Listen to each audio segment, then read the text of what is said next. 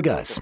Today we're going to look at an issue that you often discuss online, namely which way round to fit a double-sided multi-V belt with a PK profile. Let's first clarify what we mean. What sort of belt is that and what is its structure?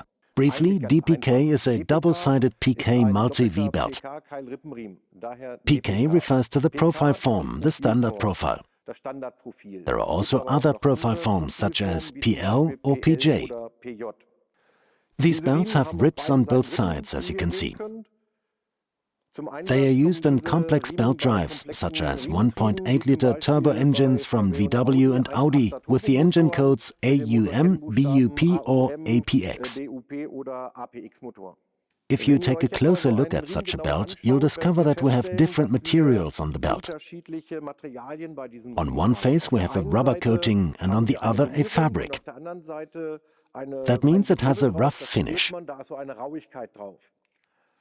This roughness is a special fabric, and this face is always the one in contact with the alternator. You may find that you take this belt out of its packaging and that it twists in 2 or even 3 loops. Then you no longer know how it was when you took it out of the packaging. Don't worry, all you need to do is look at where the rough face is, because that is always the face that is in contact with the alternator. You then know which way round to fit the belt. If it's twisted and you don't pay attention to this fabric, you may find that we have different lengths. By that we mean the belt has an internal length and also an external length. If I were now to turn the belt inside out, it would have the wrong length on the inside. It would be too long and could generate noises as a result. That's why it's important to always fit the belt the right way round and to check where our fabric is. Why is that important? Because it is only this coating that offers the slip and friction that an engine needs. At Continental, the coating is precisely tailored to the engine. You're undoubtedly now asking yourselves, why aren't both sides coated? It would be a good idea, actually, but for production reasons it's not possible to do it differently. You can see here how such a belt is made. The first layer of our multi-V belt material is wrapped around the building drum. Then the tension member, which provides the belt strength, is wound on. It's particularly important to mention at this juncture that we use different types of tension member for the different applications.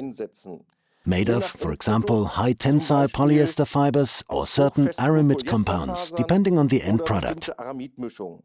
Next comes the second layer of the material, which is automatically wrapped around the building drum using a slab application method.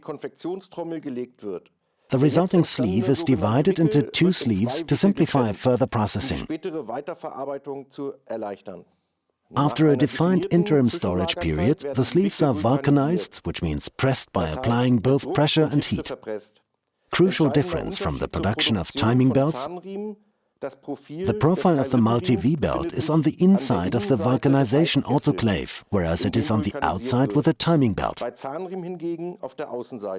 The vulcanization process is computer-controlled and is rigorously monitored. After vulcanization, the sleeve is slit into individual belts and inverted. Only now is the profile on the inside. The sleeves are then checked to ensure their sizing and running properties are correct and are inspected for faults. The final check is carried out by trained specialist personnel. This is preceded by a machine cross-check of all the belts. If you need any further fitting tips, take a look in our PIC. This contains free of charge fitting instructions and other information. Till next time in your workshop.